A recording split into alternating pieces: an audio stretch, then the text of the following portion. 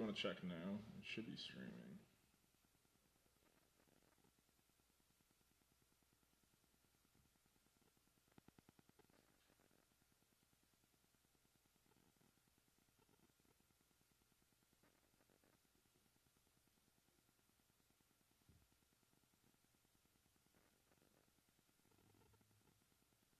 Looks like it is. There we go. Perfect. Now we turn on all the mics and stuff, right? Mics. Yeah. Normally I don't turn them on until right before we start. Okay, that tracks. That does track. We should see if we can get that screen working though. That is true. I was about to say. Unless, like normally when I present, I just plug in my laptop because that's easier. Right.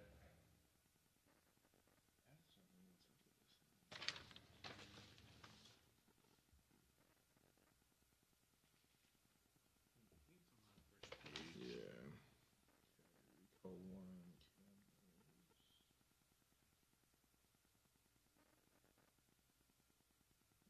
I think this is recall right here. Oh, that makes sense.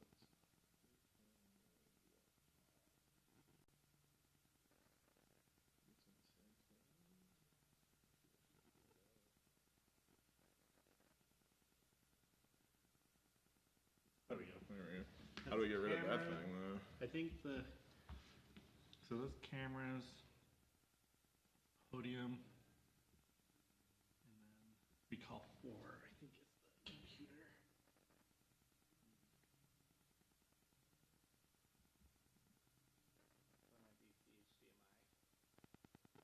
It is. Does it bring up the screen?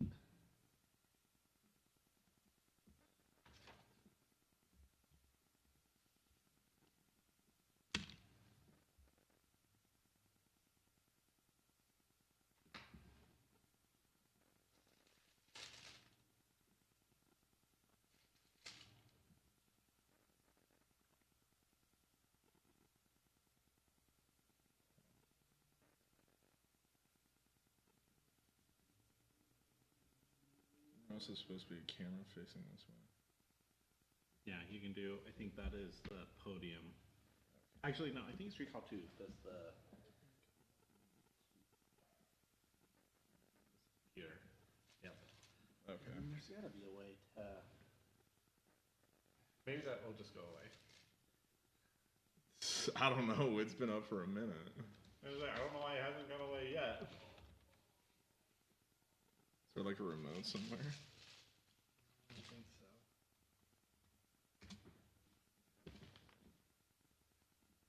Hey, Mr. Riggs, do you know what your parcel number is? You're good. It'll be in the packet too. Should have brought a packet. I'm a rookie, Steven. Rookie moves all around. Oh, there we go. Easy. Okay, let's see what's going on YouTube. That'd be cool. Okay, so how do we get this guy going? 'Cause it should be like This right here. camera? Yeah. I actually don't know because I never turned it off. I swear it's one of the recon. Sorry.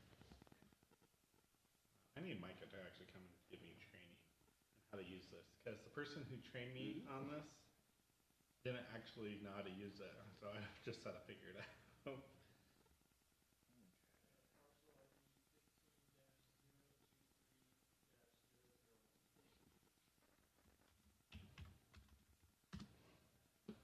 Was it 2-4 or 1-4?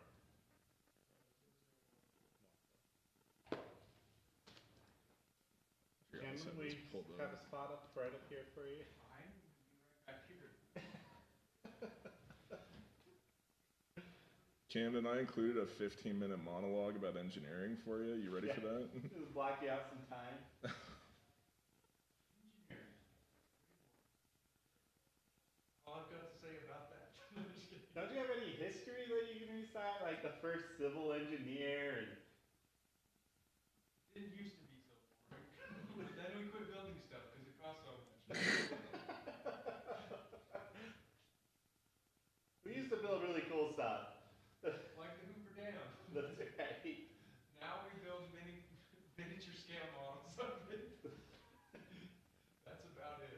chip seal roads. Yep.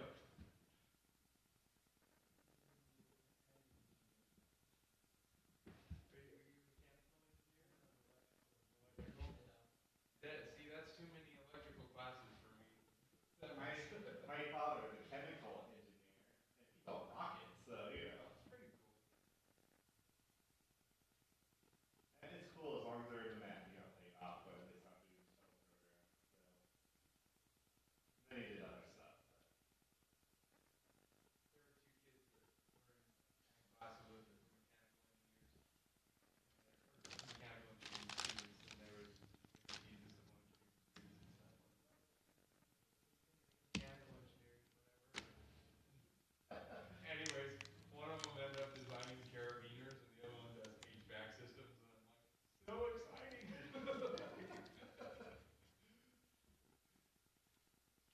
Designing carabiners. What is there new technology in carabiners? I've been done, apparently. Okay, yeah. Self-filling carabiners. I just don't know how Roads to can get be it. tedious, but Let's not worry about it right now. At least mine are set out. I'm stressing out, Steve. My brother-in-law is a mechanical engineer. He works for a little company, Thermo Fisher. But his specialty is making like assembly lines more efficient. So that's what he does. fun. Yeah, I know. Really exciting stuff.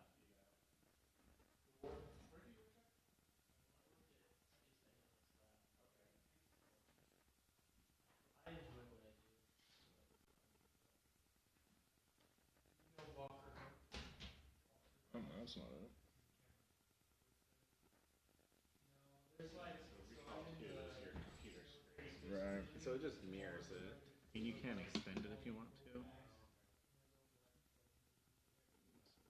If you, I think Micah hates it. probably no air can. You can duplicate if you want to make it like. I honestly don't mind. It's revert. Yeah. But when I do it, I prefer doing the extend. So that way, if I'm looking stuff up, I can just like have a static Oh, map. that makes sense. Hold on. Have Yeah. a static map on there, and so then I can like dive through my Google Drive and everything. Right. Part of the problem is TV's so far away though that it makes it hard to like when you're typing code or like making changes to stuff. It's so hard to read. So right now it looks like they have that as your primary. But I would just drag everything to your closer screen. You seen Taylor? I talked to him today, Okay. so he'll be here. Alright, I still gotta get him to sign this.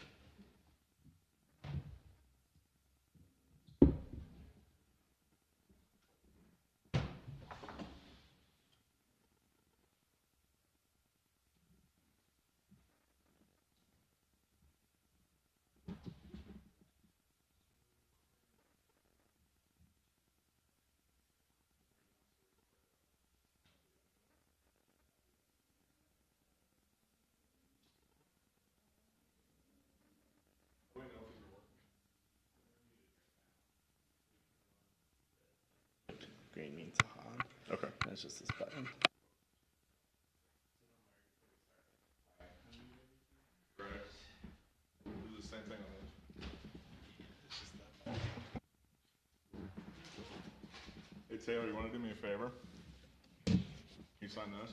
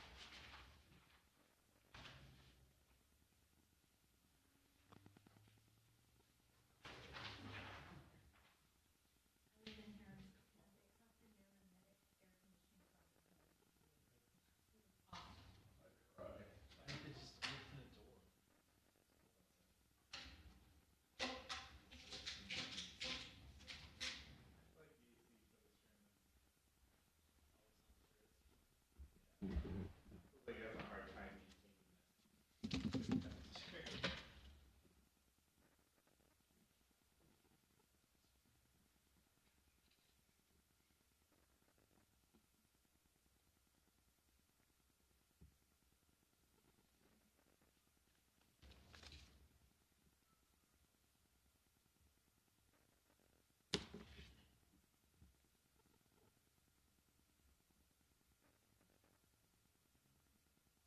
There's like a 5-minute delay on this stream. I'm literally watching myself right now.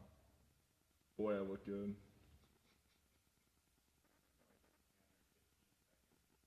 No, this is us talking about it being muted or not. It's slow.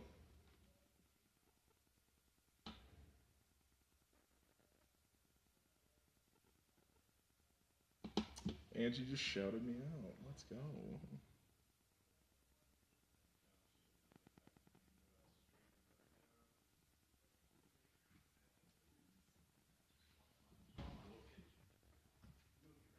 Do you want to turn on the mics?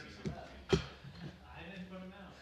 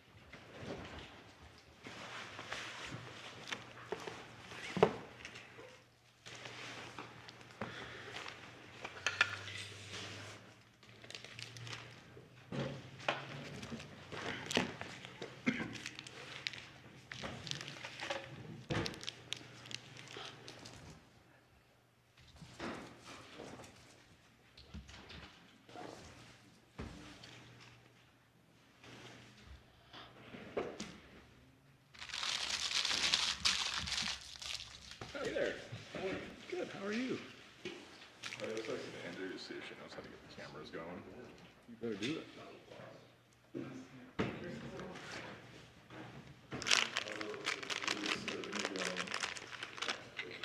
How you doing? Good. Hi, Chris. Mirror image today. Yep.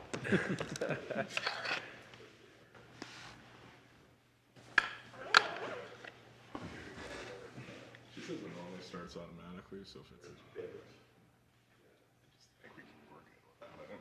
Yeah, I've never done that with me, so. start the recording. No, it's fine, just that. Not camera. yet. It's raining, but I don't think it's. Everything else seems to be working fine.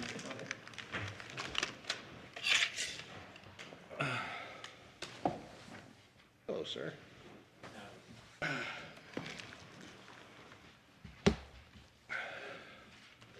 a low rider today, you don't like that? I see you over the counter. Is this your normal chair for the council, or? I've been all over, and this time I'm down there. Keep you uncomfortable a little bit, move you around. Would be interesting to see. Some comfy spots, man. You never know who to believe is with that Texas. If we'll have you. All right. Okay, we'll call the March 7th, 2024 Planning Commission meeting for Cache County to order. And we will start with our opening remarks and pledge by Kurt Bankhead. Choose the same my opening remarks as a prayer. Our Father in heaven, we're grateful for this day which thou hast blessed us with, and we're grateful for the country we live in and the freedoms that we enjoy. And so please bless all those who are in attendance and their family here tonight, and please guide and direct us in the affairs that we are meeting about tonight. We ask for these things in the name of Jesus Christ. Amen. Amen. You'll follow me in the Pledge of Allegiance.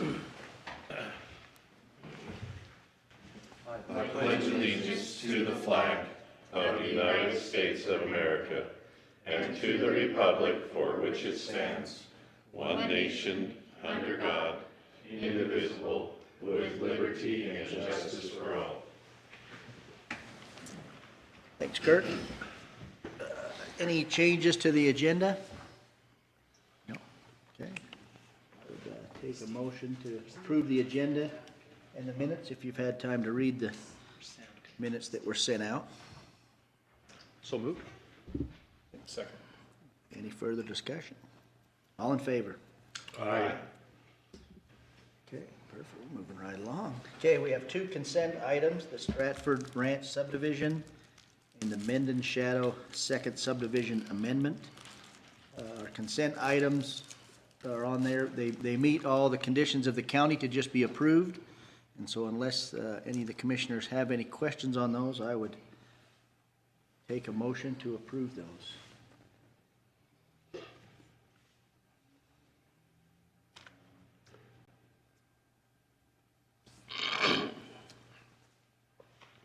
Just one question for staff on that number one. And I'm in favor of keeping this going, but don't they have to prove that they're actively, it can't be an economic hardship, it's gotta be something else that they're actively pursuing in order to get that extension? Yes, so they are currently actively working on getting the project. They just needed some extension of time to be able to get all the infrastructure and meet all the other conditions, so. Any other questions? Mr. Chairman, I move that we approve the two consent agenda items, the Stratford Ranch subdivision and the Menden Shadow second subdivision amendment. Second it. Okay, any further discussion? All in favor? Aye. Okay. Next item is the Nautica Tower CUP. You got a presentation for us there?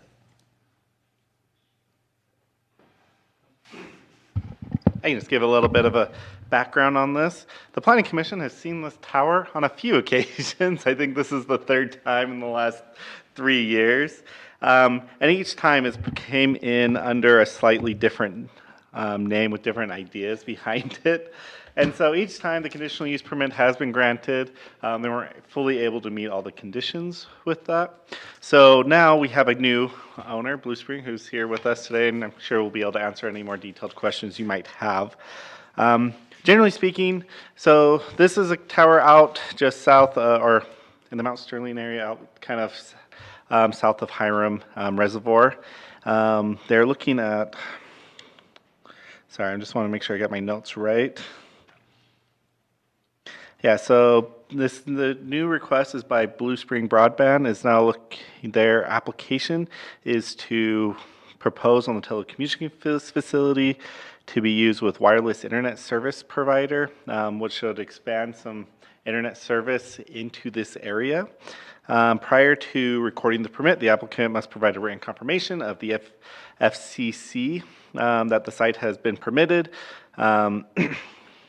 There is currently a structure, a 10 by 12 foot structure though, that's used and that will continue to be used to for equipment. There's no employees planning to be on the site other than just the occasional maintenance that it will be required. And the structure is a prefabricated shed kit, and the tower is also a kit package, including tower and anchors. The couple of things to consider is there are a few conditions that staff would recommend that we include on any approval that they'd have to meet those conditions prior to recording. The first one is that the applicant must provide a revised site plan that includes the following: proposed access to the site, parking areas, for service vehicles that must be an all-weather surface, setbacks, any underground utilities, location, required fencing, and other items noted in the code. And the site plan must be reviewed and approved by Development Services Department, Public Works Department, and Fire District. All required improvements must be completed prior to recording. The next is that prior to recording the permit, the applicant must provide a written copy of the approved FCC. Com 477, confirming the facility meets the regulations. Third one is the applicant must obtain any required zoning clearance and building permits for existing tower and accessory structure. They've been stuff that's been constructed there already, so we just need to make sure that's brought up, make sure those are in compliance with code. Next one is that no development related to the approved use nor the use itself may be conducted until the conditions are met and the permit is recorded. And then prior to recording, the applicant must work with Public Works to either confirm that or improve that 1600 West and the property access meets the minimum requirements, which is a 12-foot all-weather surface for access. One of the things that the applicant should be aware of is that we currently do not snow plow that road, so any access during the winter months to maintain will have to be coordinated with the Public Works Department for plowing and access, since that is a road that we do not plow in the winter. And then they also must remove any refuse or construction debris generated by doing the improvements to the site. And then one of the other items that we would require is that prior to recording the permit, a noxious weed control plan must be provided for the review and approval of the County Vegetation Management Division and must be approved. And that a seed mix to be used for reclamation must be approved by the County Vegetation Management Division prior to application of the mix. I don't know if I don't think this is a condition we've really talked much about before, but we've ran into issues with developments where they have scrubbed ground and then we've had noxious weeds that have popped up. And so in a recent meeting with our weed division, they've asked that they be more involved in these type of processes to ensure that the noxious weeds aren't spreading throughout the county. Because some of the problems that we're having is not only they're scrubbing ground and then weeds are growing, but sometimes that soil is moved to other locations then after and spreads weeds in other parts of the county. And so we just want to ensure that every applicant is working with the Vegetation Management Division of the county. I did have one question. So we're confident that the county does not push, well, I don't know, I guess he would know, but I just looked, there's a house up there on top above this, but we don't push up to it. Do you want to bring up the map? There's a private driveway next door that looks like a road, but it's actually a private drive that he uses to access his farm that was built. That's correct. I don't know. Ken, do you have anything else on that? No, yeah, it's just access from that private road. So the county road runs parallel to the private road there. You can see it, and that is not plowed. And we did go through some of those items already. We did meet with the weed division and submit a weed plan. He went up there and looked at it. Some of those items have already been done and submitted with our packet. We have since received our approval from the FCC and do have a call sign and radio station tower approval, I could submit that to the record if you'd like. We weren't really taking the comment. I just we're- had a question. Yeah, we'll get those in just a minute. It does look like there has been some updates provided in the packet, and so it looks like several of the things they've met. Unfortunately, Angie's out today, and so I'm not sure if all of them have been approved or not. So we just recommend that we approve it with those conditions, and then we can confirm that everything's been met prior to recording. I just was mainly curious on that snow removal where that, like say where it showed the county road and there was that house. I didn't realize they accessed it from Both ways. off 67, Yeah. 110. So with that one condition that they get the permits for the stuff that's already constructed, is there a concern from the county that maybe those were, They were just constructed without proper permits or approvals, Right. so we just have to ensure they meet building code. There's no direct concern that they don't meet it, we just need to confirm that they do. so they were put in? Yeah, so essentially they were awarded the conditional use permit, but they never met all the conditions on their conditional use permit and just constructed the tower and building without going through the proper permitting process. And so we don't have any direct concerns about their construction, other than we just need to confirm that they meet building code.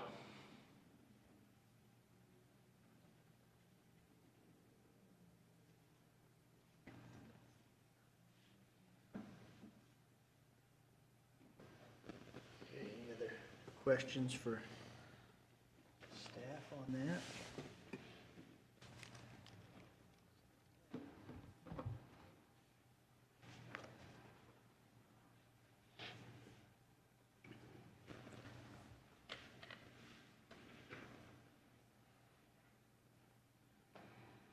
Okay. You want to come up and answer any questions Yeah, I can answer any questions. commissioners might have for you? And then I have the FCC approval for the site. You want to take that? Yeah, and we'll just leave it on there as one of the conditions, and that way that one's already met and easy for you to check off. State your name, please. Yeah, my name is Jeremy Smith. I'm the owner of Blue Spring Broadband. We've recently taken over this project from a previous tenant who built it out. Great. Sounds like you're aware of all the conditions. You've already started meeting those. We sounds have. like, so. Any concerns with any of them? The only one was the 12-foot all-weather surface. We did a 12-foot all-weather surface to where it meets the county road. It's my understanding that there's currently a plan in place to potentially do a land swap with the county and build the road for the new Nautica subdivision adjacent to that. And so I don't know if it makes sense to do a 12-foot surface all the way to the bottom or wait till the county road is swapped out and the new road is put in and then do a 12-foot surface to that new road. I'm not really sure where that project stands right now. But that was the only thing that, where there was some confusion. And you can work that out with Public Works. Yeah. Okay. Because yeah, if it's gonna be, We'll be able to resolve that pretty easily. Okay. if it's gonna be 5 or 6 years before that goes through, we'll probably have to do it, but if it's gonna be this summer, then, yeah, I'm sure All right. Matt can. put that department- Chairman, this is not an expansion, this is just a change of ownership and bringing it into compliance. Is that what we're doing? There's not an expansion to this? That's correct. No additional building will be done. We did add a fence around it per the requirement. And the parking area and driveway, But the overall operation is staying it's all gonna stay consistent the with same, what it yeah. is?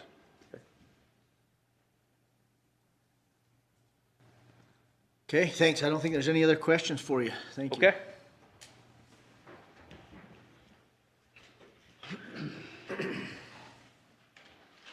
Mr. Chairman, I'd make a motion, we approve the Nautica Tower CUP based on the 8 conditions and 3 conclusions.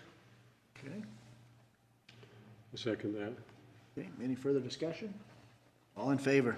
Aye. Okay, perfect. Thank you. And yeah, you can just follow up with Angie with those, and she'll check all those conditions that you've already got once you turn that stuff in and Okay. move those forward.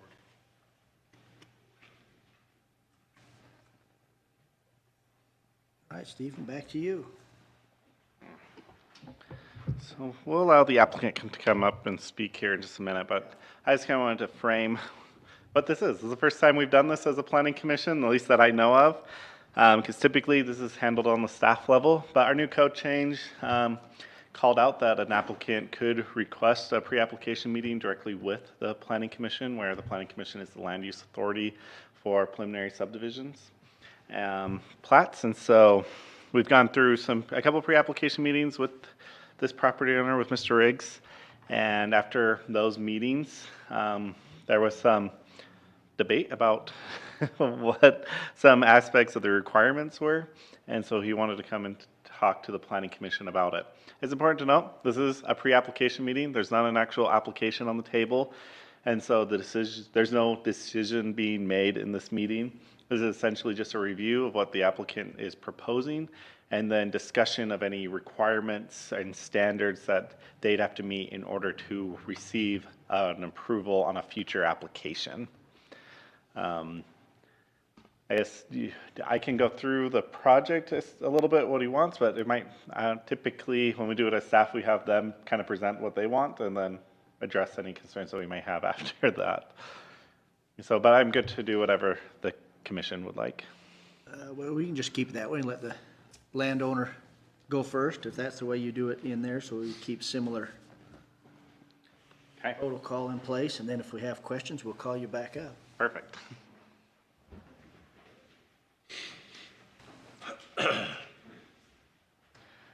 So my name is Dallin Riggs, and as stated, I'm the property owner. So our intention is to build a single-family home on the parcel. Currently, it is zoned as RU5, and the way that I understand that is essentially you could build one home per 5 acres.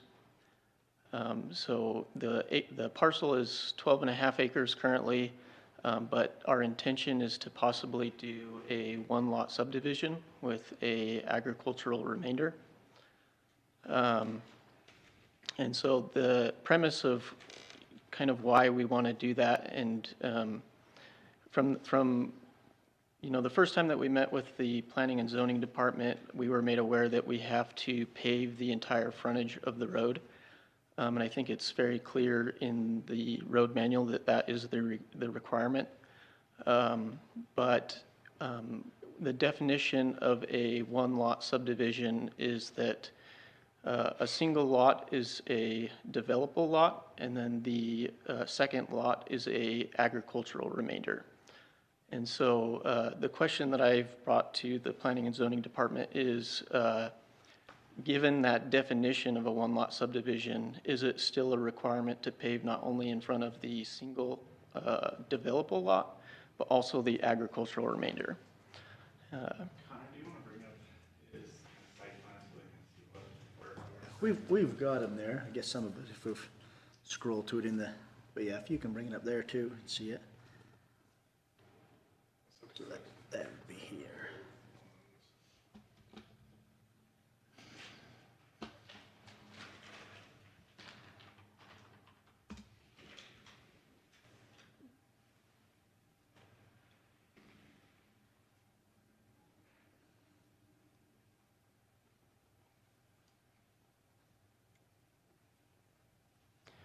Yeah, so in the documentation that I provided, I drew up a possible 1-lot subdivision and where we'd put our home within that 1 lot, and then kind of show where the agricultural remainder would reside. And then a little bit of background is that the current county road ends on that southeast corner of the parcel. So winter maintenance and asphalt ends there. And then there's limited summer maintenance and then no winter maintenance on the frontage of the road. And so what I'm proposing is that through this 1-lot subdivision, rather than paving the entire frontage of the 12.5 acres by splitting it into a 5-acre parcel that's a developable lot, I would pave in front of the full frontage of the 5-acre lot, not the 12.5 acre lot.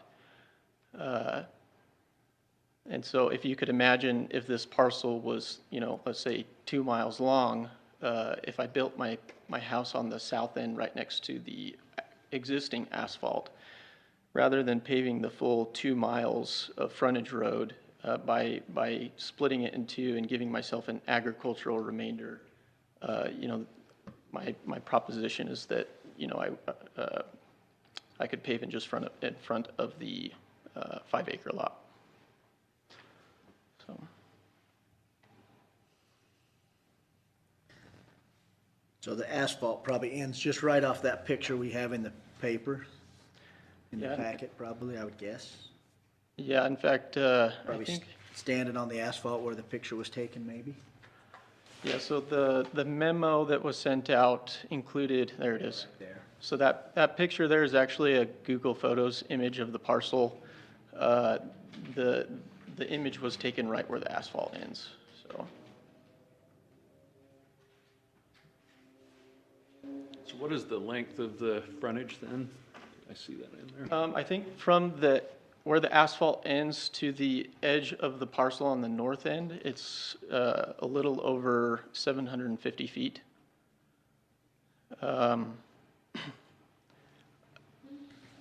So by splitting it into whoops.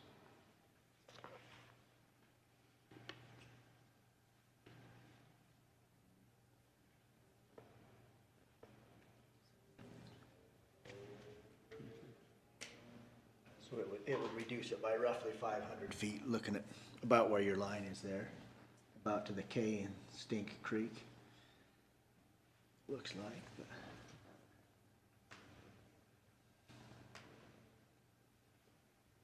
So in the county requirement is to build on that parcel's portion of the road, right? To make the road improvements on that? So, So we on would the require, parcel side of the road, not the entire road. so we would require it along the complete frontage to bring the roadway up to standard, which I believe in this case is 20 feet asphalt. And so just to meet fire code. And then there is some shouldering that is also about as gravel, but. So it is the entire road width. Yeah. Yeah, that's what I was thinking, the same, because when the hobbled dog came in, it was just on their side of the road that they had to do the improvements on their half of the, So I'm not familiar with hobble dog. so it was, well, yeah, it was before you were here. Yeah. So there was this small development out in Paradise, and they had to do some road improvements because it was substandard, but they only had to do basically from the center line to their property line. Know what the road It paving was it It was already paved, and their side was alligatoring and falling apart, and part of the other side was, but in that one, yeah, they did only have to do their side. And they weren't splitting the lot, so it was the whole length, but, I wonder, I'm kind of recalling, wasn't the county planning some road improvements there for like in the yeah, immediate we'd have to future or relook at something that. like that? I would say, well, you know, typically the minimum fire width and access width is 20 feet. And so that's the base requirement for any development to be built up against, is 20 feet of asphalt.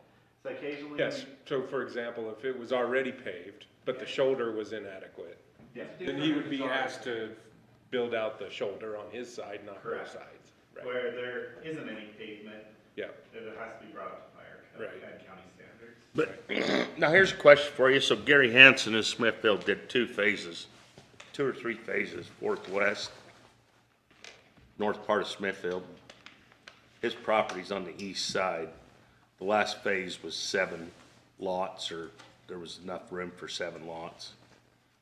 If I recall, he owns both sides of the road, but at that time, he only had to do the east half. So I'm trying to remember if that was before this stuff, I don't know why. I've been there recently and I know for a fact, and that road's kind of in bad repair even, just because it's hodgepodge the way it's been done. But there is an example of at least 2 different, actually I think there's 3 phases that's been done there. and he's only had to do the east half of the road. He's had to do it the entire frontage, but he's had to only do the east half. You know, was that roadway already paved or had some improvements on it, or? It's a gravel, narrow road. It's, again, I don't know, do you remember it, Chris? And it could have been, yeah, the development code could have been updated since that one is, but. One of the things is we updated our roadway standards. That's what I'm wondering. 2021, and so they've only recently been updated, because there were developments before that that Yeah. would require the full paving. Yeah, the Hobble Dog was the most recent one I could think of that dealt with something kind of similar. But I think the question is more on maybe E, on what the definition of the proposed development is. If the ag remainder is a development or not, I guess. Is that kind of your question, Dallin, that if the ag remainder would be a development? Well, and that's what he's proposing in that picture here. Well, let me go Yeah, the so other way. according to the definition of a one-lot subdivision is that you have one parcel is designated towards a developable lot, and then the second parcel becomes an agricultural remainder. But currently in the county code, it states that you have to pave the entire frontage of any development. And so when, my question really boils down to, is an agricultural remainder a development or not? Because in my mind, if you pave the entire frontage of that road, including the agricultural remainder, one, the pavement in front of the ag remainder, for me, it doesn't do me any good. And I would think that for the county as well, it doesn't serve a purpose. There's no structures out there. It's just, cows and chickens or alfalfa field, whatever it may be. But, so, yeah, that is my question. If I were to apply for this one-lot subdivision, would I still be required to pave the full frontage or just the portion in front of the five acre lot? I think it makes sense what you're asking. I would ask, who should be responsible for paving the rest of that road? If a property owner to the south or north, whichever direction is, sorry, north, Yeah. Wants to put a home on their property, then who pays for that gap, right? So currently, like, let's say I owned the parcel just north of mine, and I decided I want to build on that parcel. The way that the county road manual is written is that I would have to pave up to and including the frontage of that parcel, regardless of how long that may be. So, I don't know what the answer is in the terms of the county, but in my opinion, it would be that whoever decides to build north of me at that point would have to pave up to where the requirement would be, but, My understanding may be wrong, but I was under the impression when that new manual came out for this paving deal that say that the property north of him doesn't develop, but the one north of them does, then there's still gonna be a gap there. Because it only states that you have to do the frontage of your property, unless the county kicks in. Yeah, but they just wouldn't be able to develop it until it was paved. Well, so like in this scenario, you've got Kevin and Tina Butters. On the south there, and the north. Make it a little smaller so we can, doesn't really matter, or make it bigger, sorry. I think Kevin. Okay, so we know that the road ends right now where you got your blue dots. Yeah. Or approximately your asphalt. On the south end. Yeah. Yeah, but regardless, whatever ends up happening with Mr. Riggs, if the next parcel north of him stays vacant, but the one that we can only see the south border of decides to develop, well, them people only gotta pave the frontage of their lot. They don't have to pave, they've either gotta pay for the paving or they've gotta pave it. But they don't have to pave from where he ends to where they start. I don't think that's correct. I think the updated manual, they do have to. They did change that then? Yeah. So the old manual, that's, they would have done that. Yeah, so the updated road manual, so let's say Mr. Riggs' neighbor to the north of him, decides to develop today, without Mr. Riggs having any application in or anything like that. they would have to do the roadway improvements all the way from the pavement up to and through their parcel. And they would be here asking the same question. Why do I have to pay Mr. Riggs' section? Yeah, I think for me personally, it's like, I don't want everybody else to pay for road improvements, you know, for specific property owners or whatever. It stays in ag as an ag remainder. Yeah. It doesn't require to be paved as long as it's an ag remainder. Yeah, It's and- ag land. And I think that's, I guess we'll have the attorneys come up in a minute and tell us what they consider their definition of a proposed development, because I kind of see it that way too. So let's say that instead of a 12-acre piece, this is a 120-acre piece, and they want to build one lot and put the other 110 acres into an ag remainder. Then it stays in agriculture and it's non-developable, unless they came in and rezoned it at some point. But Because- for that time, it would stay in agriculture. Yeah, because what you're saying scares the heck out of me, that somebody comes in and develops past me and then is gonna come in and tell me to, Well, they won't come tell you, but they'll pave it in front of you, and now it, yeah, but that's their responsibility. But what you said before, that we would require that, we can't, if they're not developing it, we can't require. no, if they're not developing, there's no requirement. But here's another thing, and this is kind of, when I first started, I thought our ag remainders were protected. I thought that was a dedication that could never be changed. But they can be, because Dwayne's proved it time and time But they again. can, Yeah, He does that so he can get the first one through, and then he comes back and splits it again. Just like he's doing in Smithfield now. well, I mean, for the property owner, it makes sense to put as much as you can in the ag remainder because for greenbelt purposes and Yeah. that sort of thing, so. But future, But it still could be it's also developed. holding for future lots, if Yeah. your zoning allows it. Yep. And if Mr. Riggs in the future decides they wanna build a second lot on there. They'd have to pay He's that. gonna have to meet the same requirements. And so that's the question, does he have to pave it all now as it's ag remainder, or when he changed the second one to a buildable lot? I think that's the question he's got, and Yeah, no, that's exactly right. I mean, I could read that both ways, right? Is the development just the developable lot that you're gonna build on and the other isn't? And I don't think we have any more definition than, I think it's important, because the code states is that where land abutting existing substandard roadway is subdivided or developed, the subdivider or developer must, at the subdivider's developer's expense, dedicate any necessary right-of-way and improve the adjacent roadway to conform to the standards and requirements set forth in the road manual. Yeah. So that whole, pretty clear. whether it's development or a subdivision, where he is subdividing the property, my opinion of what the code would dictate is that the whole frontage along the entire subdivision would have to be improved. That seems like that's pretty clearly written there. Let me just ask a caveat to that.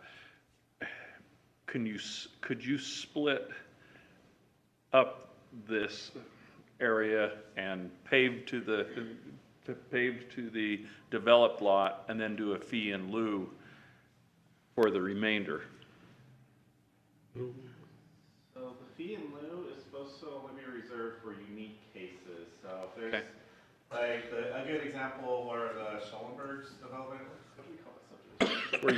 Where you have a big distance in Yeah, between, right? Monticello subdivision, where they had to change the roadway alignment, but part of that roadway alignment went through a neighbor's property.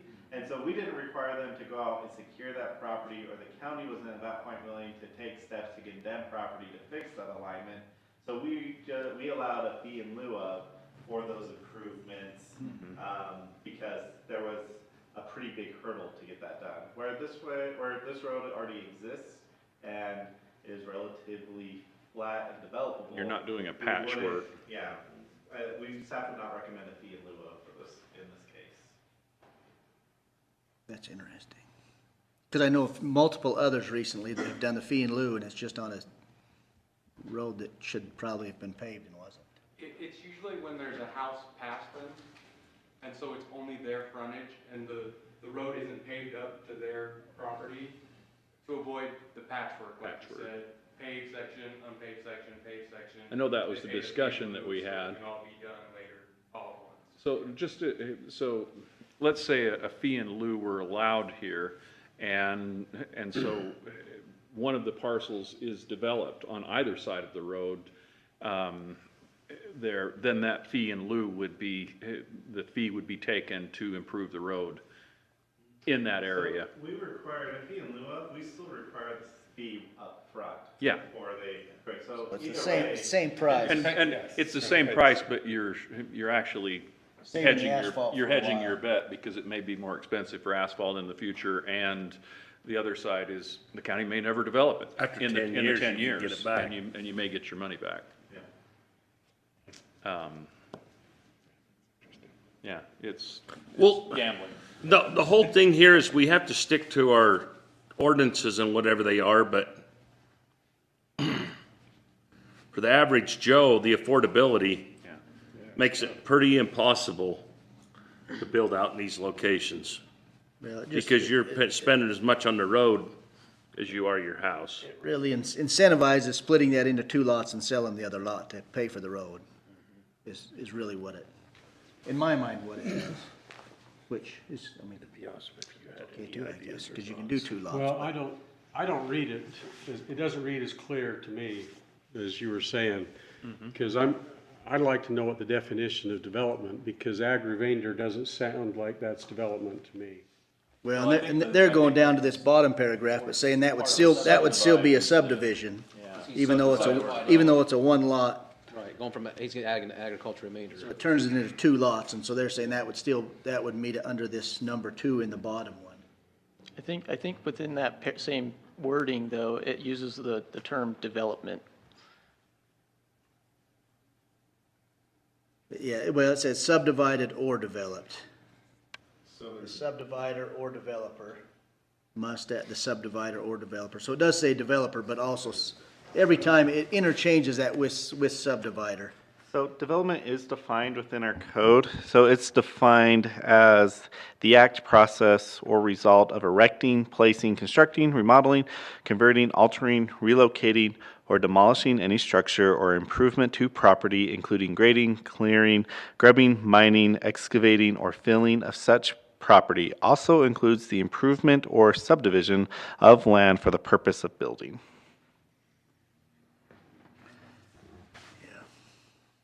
And I could still interpret that one both ways. Because you're subdividing half of it for building, but yeah, Yeah, that you're subdividing. I'd be curious what council thinks, if it's clear, or does if the we need county, to does the bring county this believe back it's for more for clear? the future to make sure it's always clear.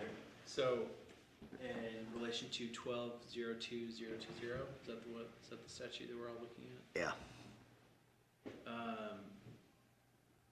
Well, and, I mean, there's a couple of ways to look at this. Also, there is the way that, we look at it, how much is this gonna cost somebody who is developing out in the unincorporated county? But also the purpose for this piece of statute is that, so the developers, those who are bringing services, for the necessity of services out to those areas, are paying for those services.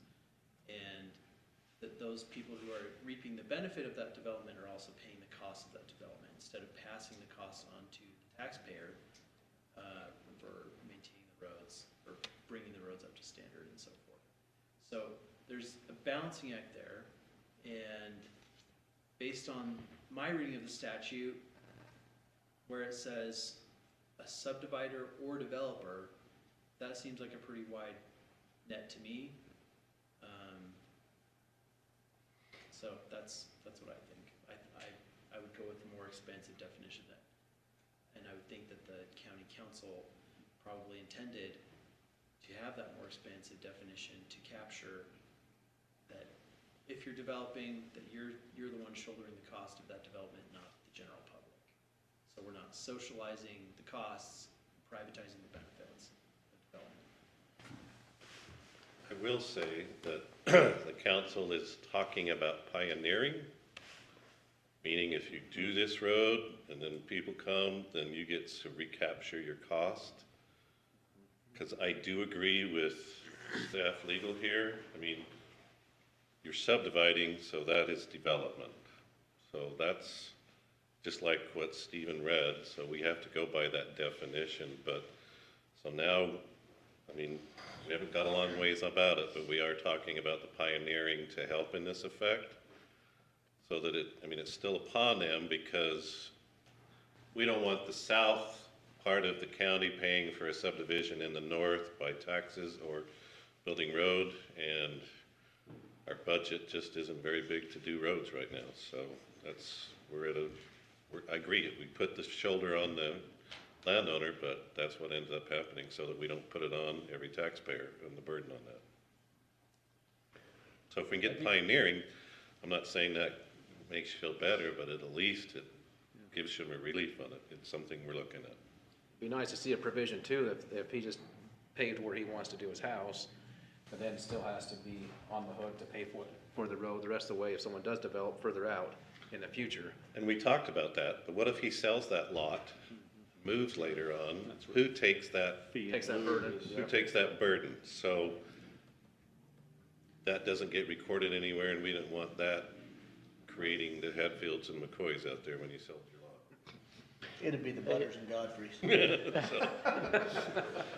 I guess I look at it that I would really like to see the minimum amount paved, because if you pave clear to the top of that, then the parcel owner to the, let's see, that would be to the east, then they've got then they can divide off, they can have a couple lots out there, and then you go up there to Atkinson's, it just gets it closer. So the more you pave, we just open for more development. Yeah, the more people like. If we allow the minimum amount of paving, then we're also not encouraging more development farther out.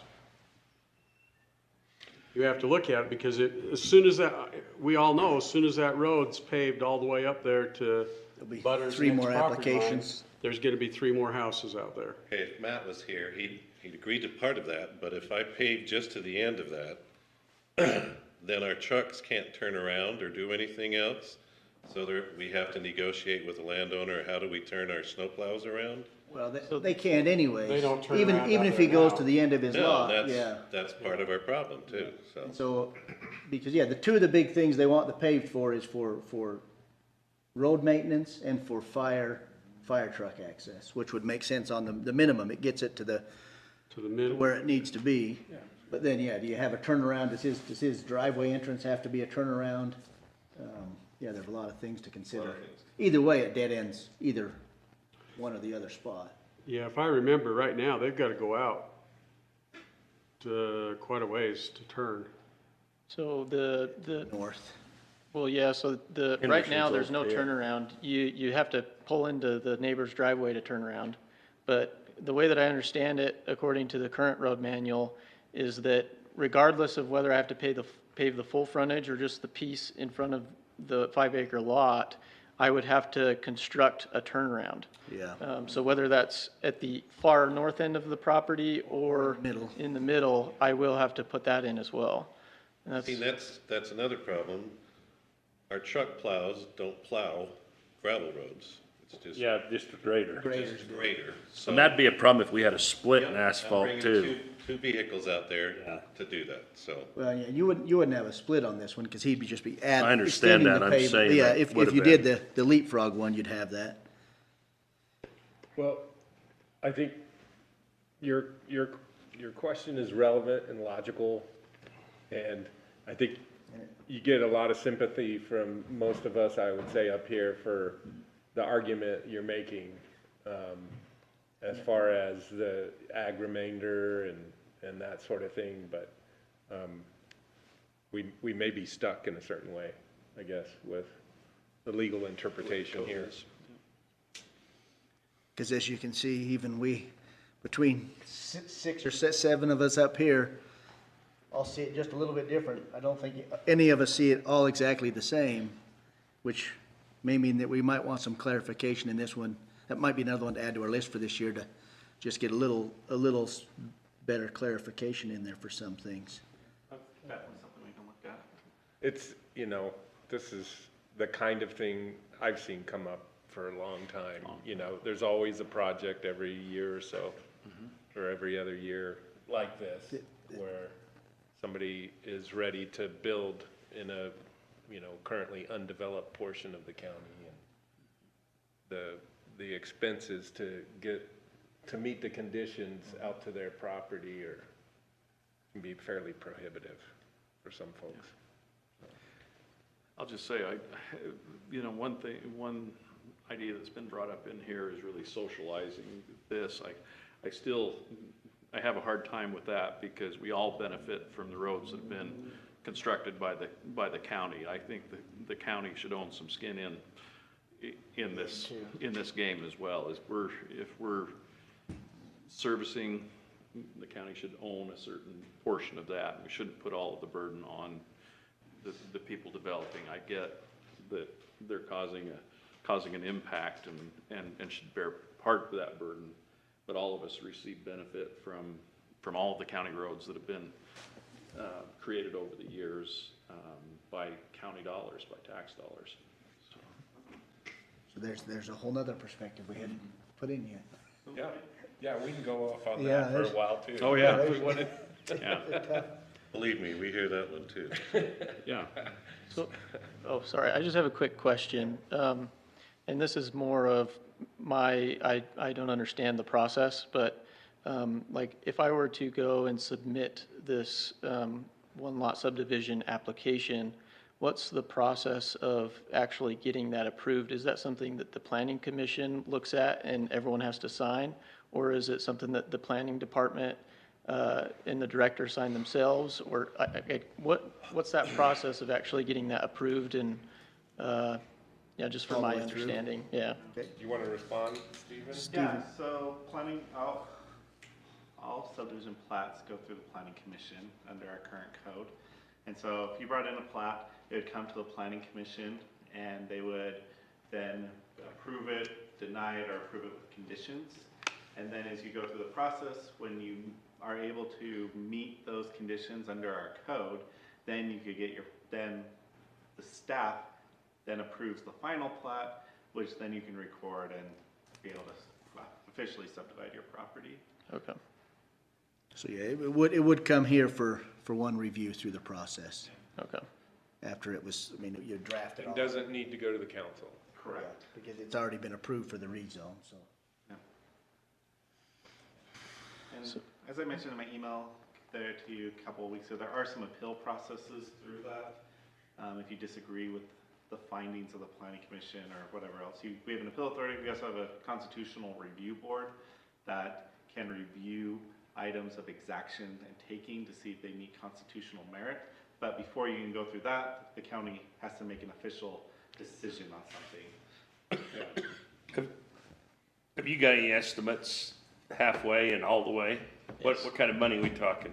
500 for the whole way, 350? I'm your average Joe civilian here in Cache County, so to me, it's all a lot of money, right? But it's a significant difference. Like the full frontage, we're talking like over $60,000, and some even double than that. Some of the contractors Depending on which contractor and how busy they are. That's how the good they are. pavement, 20 foot wide? 20 foot wide. Yep. Because the bases are in Can't pretty think of good something shape else. already. Yeah. The base is fairly decent. If you had to put base in first, you would a little more than double that. Yeah. Then just subtract off of that from. Yeah. Well, that's interesting. I thought it'd be more. So it'd 700 feet, 735. Yeah, like I said, depending on which contractor, I've got bids from 3 or 4 different contractors, and some of them were to the point where I just would have to back away and reconsider what I'm doing with the parcel. Others were, still a significant amount for me, but maybe worth a year or two of saving to try and accomplish our goals still. But obviously subdividing and paving in front of just the 5-acre parcel would be the best option for me and my family, so.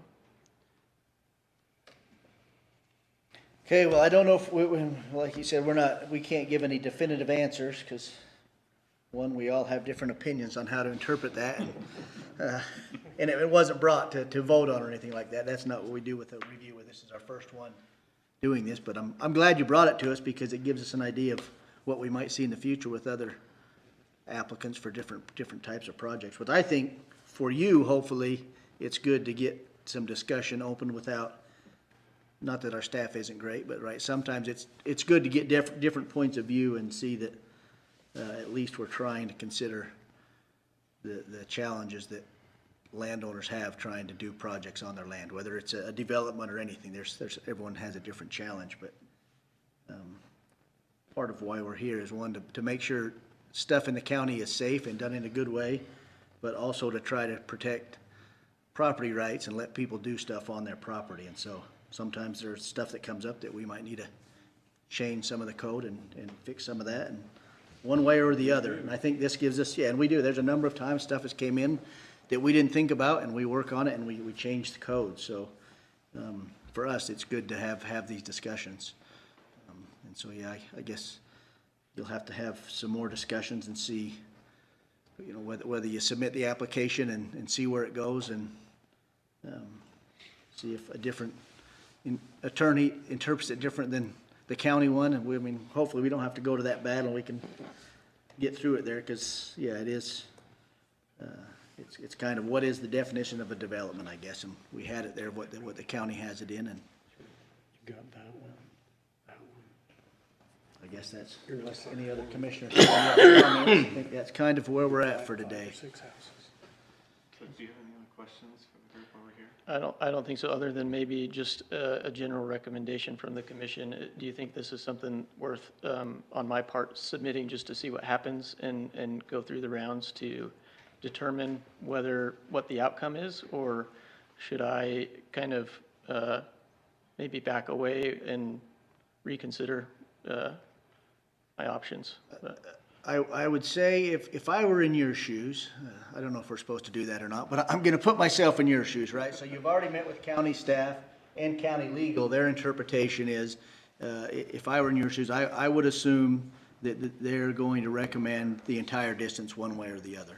And so as a landowner, then I would decide, do I want to pay that whole cost if I'm going to do a 2-lot subdivision anyways, or do I split that and do I make a 2-acre lot on the north end and sell that lot to pay for the entire road construction, and I still own 10 acres?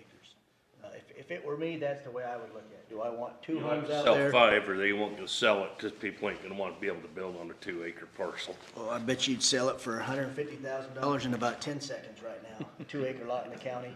You can't Yeah, find, but you can't find one. He's an RU5, so Yeah, you but can't do nothing you with can. 2 acres. No, it can be, it's one lot per 5 acres. He could do a half-acre lot out there and sell it. So, you know, so that if I were in your shoes, I would decide that, right? Do I want to front that $60,000 to $100,000, depending on who bids it and what asphalt prices are when you want to develop it? Or do I want to have another home next to me and have to deal with that and they pay pretty much the whole cost of the road development?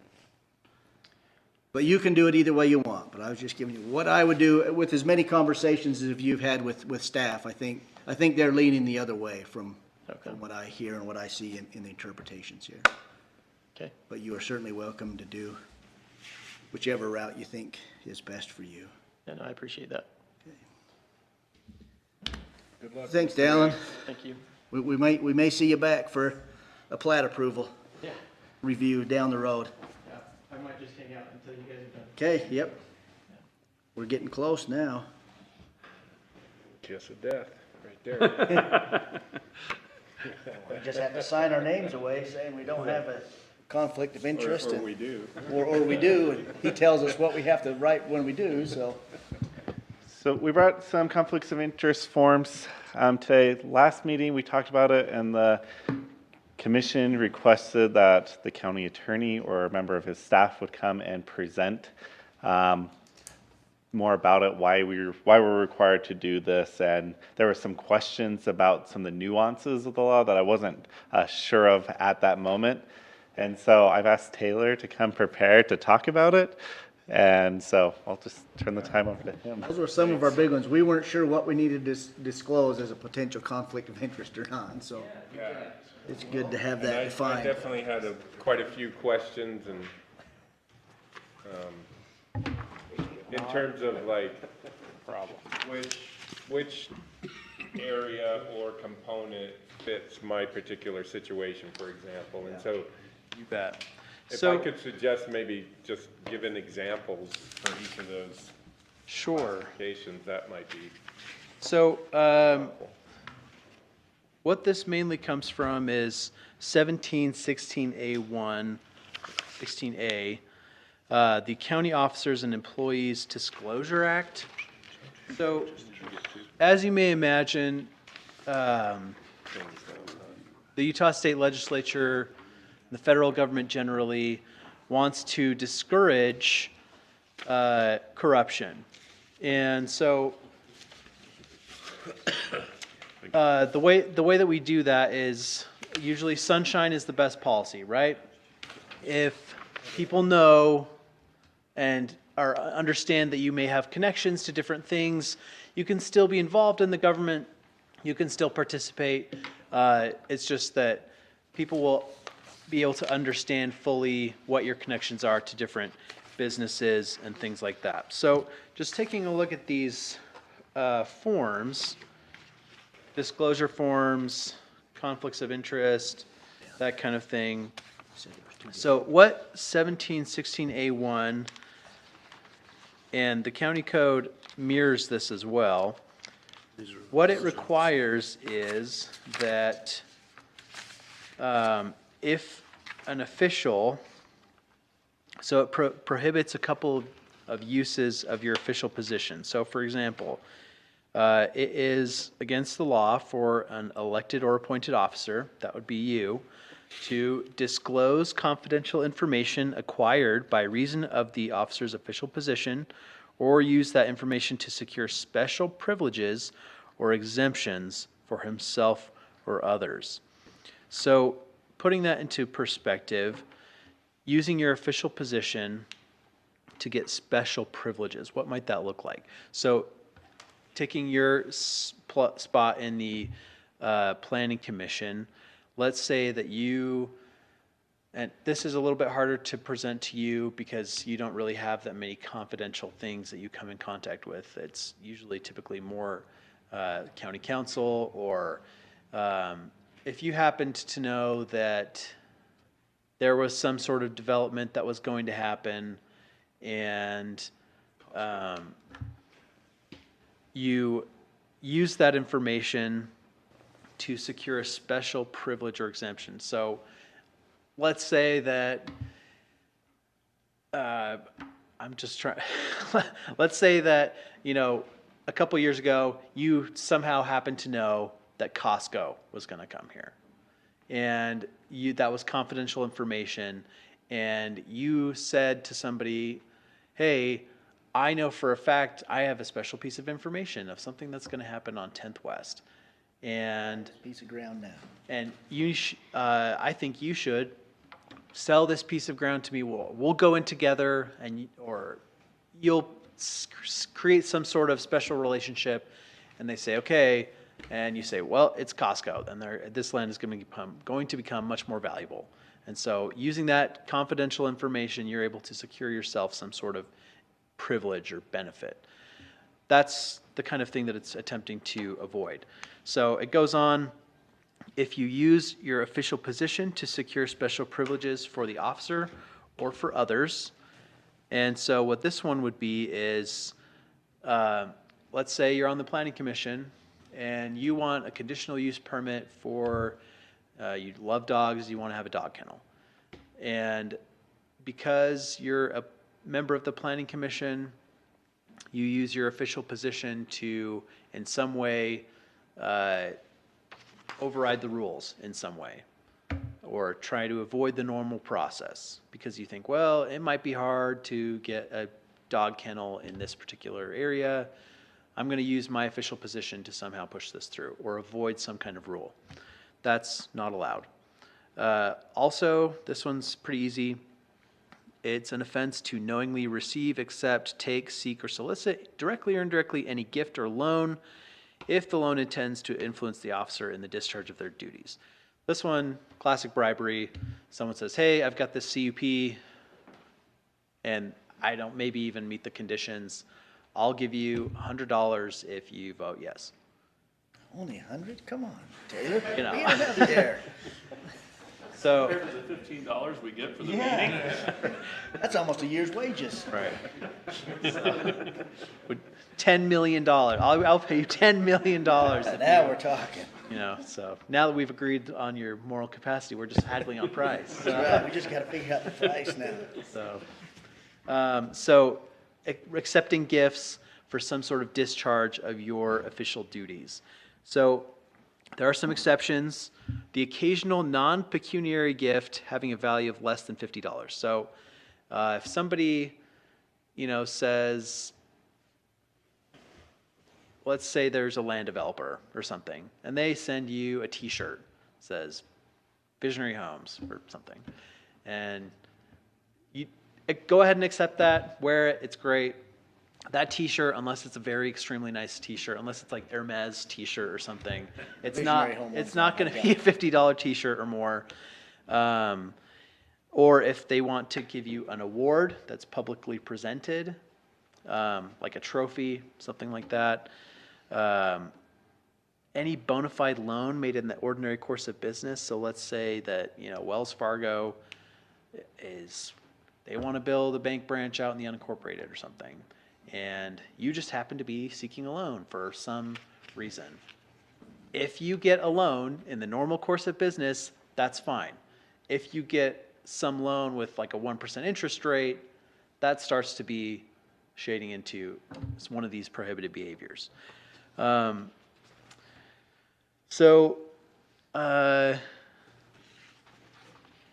It goes on, 1716A5 talks about compensation for assistance in transaction involving a county. So elected or appointed officers, no elected or appointed officer may receive or agree to receive compensation for assisting any person or business entity in any transaction involving the county in which he is an officer, unless he files with the county legislative body a sworn statement giving the information required, disclosing in open meeting to the members of the body which he is a member the information required. So what that means is, as we've talked about today, working through this process can be extremely complicated. Land use can be extremely complicated. There are a lot of steps. If you're not an expert, it can be daunting. And so if somebody says, I'll pick on you, Nate, again. So let's say someone says, yeah, the CUP process, it's just so confusing. Nate, could you help me? I'll give you $500 if you just guide me through the process. I know you're on the board. I'm not even asking for any special treatment. Will you just treat me the exact same, but will you help me? Will you help me understand how to go through this process? I'll pay you $500. So that's the item number one kind of example. 1716A5-1. Yep. That is okay, as long as you disclose it. Okay. That's okay. Oh, I can, okay, perfect. So $500 for you, hooray. So, No more free. right. So, That's a big one, right? 'Cause But even in that number one, it's only applicable if that, like, we would only need to disclose it if that particular deal was before us. If it's some other deal, it doesn't matter, right? right, any transaction involving the county in which he is an officer. So, the transaction involving the county, and my understanding is that yes, it's something that you were involved with. So maybe just as a real world example, like in my case, if a developer hires me to help them with their development proposal or something like that, and then that proposal. And if ends that, up coming- if that proposal comes up, we just follow this process and you make those disclosures, you're set. Yep. Which happens. What's from time to time. what is the process for disclosure? Could that just be in an open meeting like this, say, I have this? Right, so that's where we get to this kind of stuff, the sworn statements, where it goes through our county code and also Utah code. It references these same sections that I've been talking about, where you say, I, Nate Doggs, hold the position of blank county planning commissioner. My address is blank. The name of the person or business entity I assist is blank. Their address is blank. Here's a brief description of the transaction of the service that is rendered or to be rendered. Here's how much they're going to pay me. They're going to pay me $500 to guide me through the CUP process. And you just give a short little statement of what exactly is going on, and then you sign it. And then the code says that you provide this statement and this disclosure. It's public information, and you file it 10 days prior to the date of any agreement. And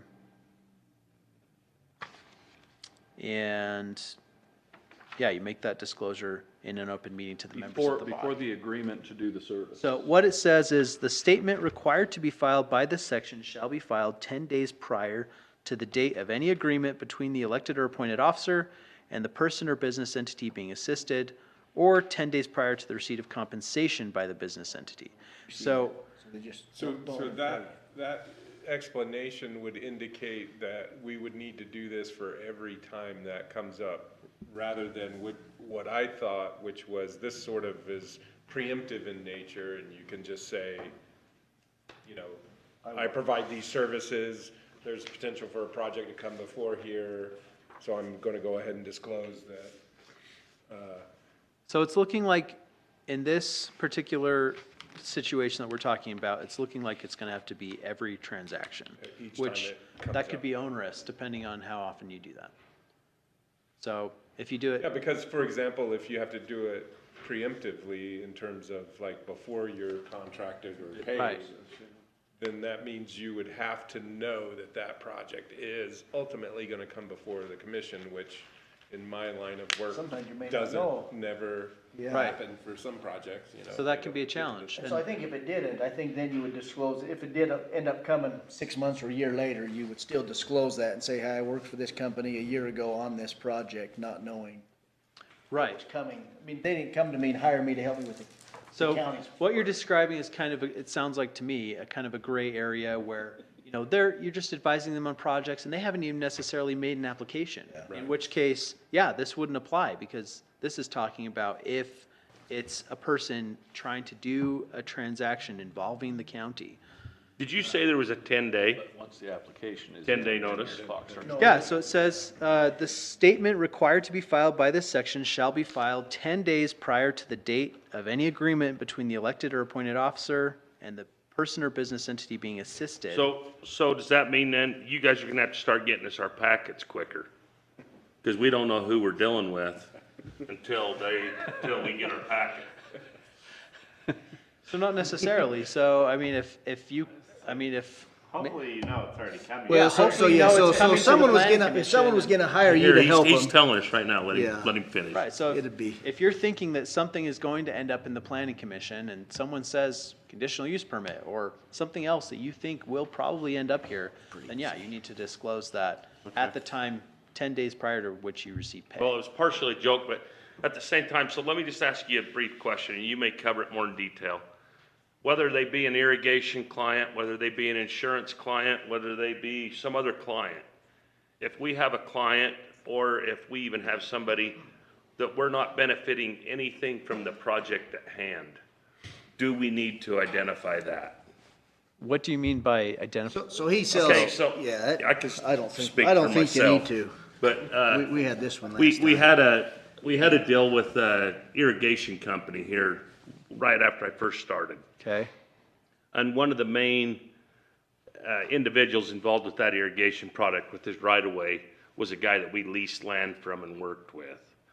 And so even though it's absolutely nothing to do with the irrigation project, well, it is, but this gentleman's there that I've had business dealings with, and I asked the attorney at the time, I made him aware, and I just said, hey, we lease land from this guy, we deal with this guy, but there's no financial benefit from the irrigation line going in between him and I. And they told me I didn't have to identify that, but I'm just curious, that's my main Yeah, concern, is and if so- somebody comes here that I have a business dealing with that's totally non-related to why they're here. So what I you're, need to let you what know. you're talking about is having an interest in a business entity that's regulated by the county or works with the county, right? So let's say I own a company, or let's say that Jason owns some company, right? And it's a land development company, and it comes before the Cache County Planning Commission, and Jason owns a portion of that company, and under 1716A6, it says that if you're an appointed officer and you own a substantial interest in any business entity which is subject to the regulation of the county in which the officer is an elected or appointed officer, you shall disclose the position held in that entity, the precise nature and value of your interest upon becoming appointed or elected, and again during January of each year thereafter. So that is an ongoing disclosure burden on someone who's appointed or elected. But what a substantial interest means, that's defined in the law. It says the ownership, either legally or equitably, by an individual, the individual's spouse, and the individual's minor children of at least 10% of the outstanding shares of a corporation or a 10% interest in any other business entity. So if you don't have any ownership interest, or if your brother has an ownership interest, something that's not covered in that definition of substantial interest, if it's your grandma, or if it's your friend, or if it's any person besides you, or your kids, or your spouse, and your kids have to be minors still. So even if your son had one and he's over the age of 18, that's not a substantial interest that's required to be disclosed. And so depending on your situation, it can be difficult to describe verbally just in a setting like this. But the general rule is it's always better to over-disclose than under-disclose. There's no penalty for over-disclosure. No one cares if you say, I own a 9.5% stake, but if you own a 11% stake and you don't disclose, then there are penalties. So the benefit to over-disclosure is always going to be greater than, and should be a motivation to disclose more rather than under-disclose and possibly be penalized. Did that answer your question? So if you have a specific instance, send me an email or come meet with me and we can chat and we can discuss what exactly your interest is and see if it fits in the definition of the law or not. Because the way I understood your question, you sell insurance. Yeah. Your top client comes in here for CUP. You haven't helped him with anything, you haven't done anything. Does he need to disclose that this guy is my top insurance client? And in that scenario, unless he owns 10% of the shares of that client's business, he doesn't have to. That's not a substantial interest under the code. But it's probably good practice. Over disclosure. Say that I have a business relationship with this person, and be done with it. But you don't fill that out on this form. Right. So these disclosures, that ongoing disclosure requirement, that's for something that you have an interest in a business entity, and an interest isn't just like, yeah, I sell something to this guy. He's one of my main clients. It has to be an ownership interest. Yeah. And so for item number 3, an example there, I think is, probably fits like my particular situation where. Are you looking at the disclosure form? What's that? Yes. The sworn statement form, the conflict. Sworn statement. So this is 1716A7. Right. Number 3. And so that is like I do business with the county. Right. And so that would be one that I would want to disclose on an annual basis probably, even though there's not a particular action coming before us necessarily.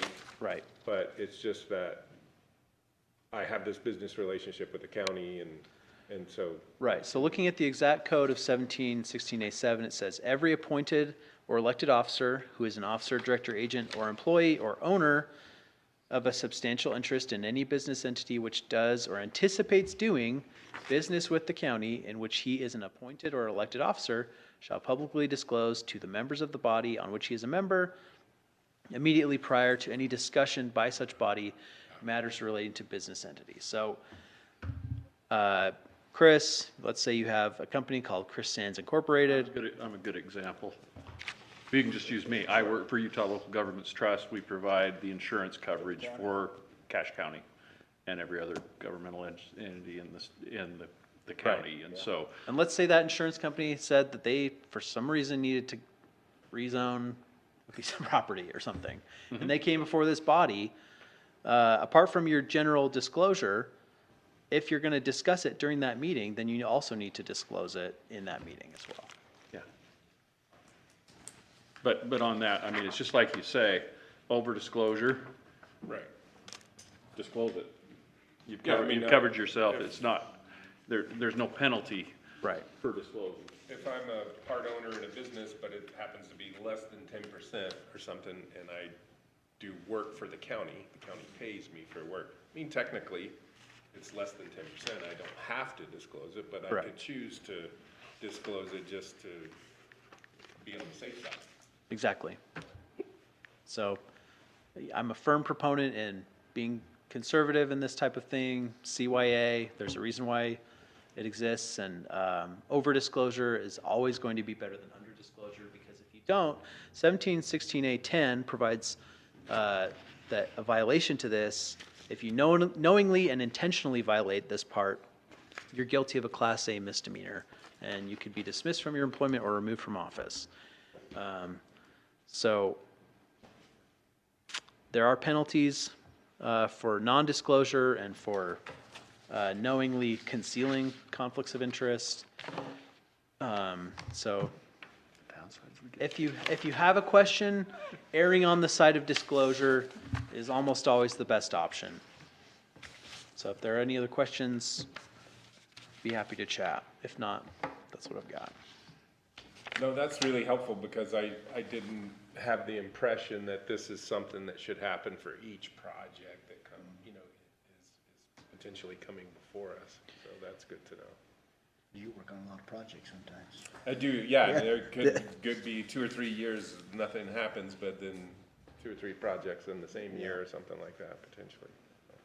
And yours could be just a simple part of it, a parking study or something like that. Yep. That could end up in a project. If you have a more specific question, I'm more than happy to meet with you on an individual basis, and we can go through the individual nitty-gritty particulars of your different case. I think we need more of the second form, because I think a number of us need to fill out the second. I turned mine in Sworn last time, statement so. one. Sworn statement and disclosure If you form, need one of those. conflicts of Yeah, the interest. sworn statement one. Okay. At least I need one, and I think you need one. You think you need one? Okay. Thank you. Oh, there's another one. Kurt, anyone needs one?